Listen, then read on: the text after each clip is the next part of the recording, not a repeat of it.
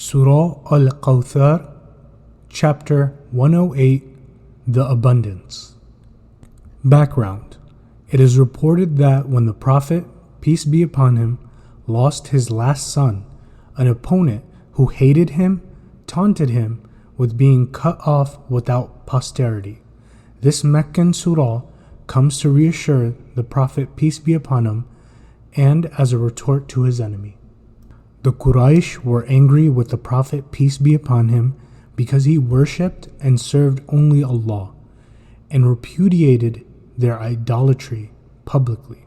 For this very reason, he was deprived of the rank, esteem, and honor that he enjoyed among his people before prophethood, and was now cut off from his community. The handful of his companions also were helpless, poor people who are being persecuted and tyrannized.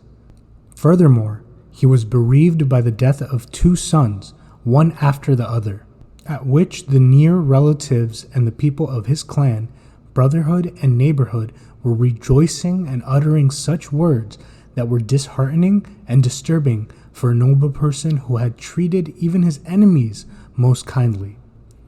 At this, Allah, just in one sentence of this brief surah, gave him the good news, better news than that which has ever been given to any man in this world, besides the decision that it will be his opponents who will be cut off from their root and not he.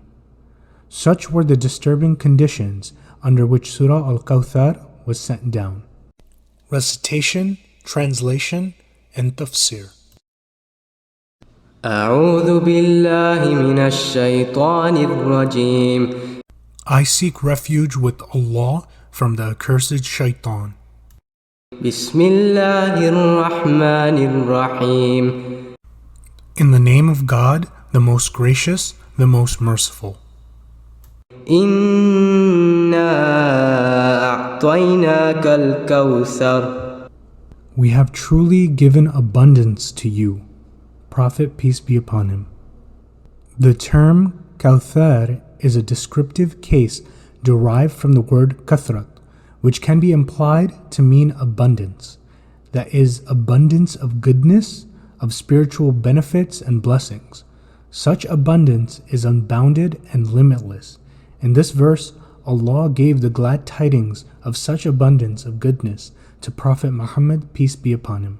فَصَلِّ لِرَبِّكَ وَانْحَرْ. So pray to your Lord and make your sacrifice to Him alone. Allah is the only one who can grant such abundance, so thanks should be offered only to Him.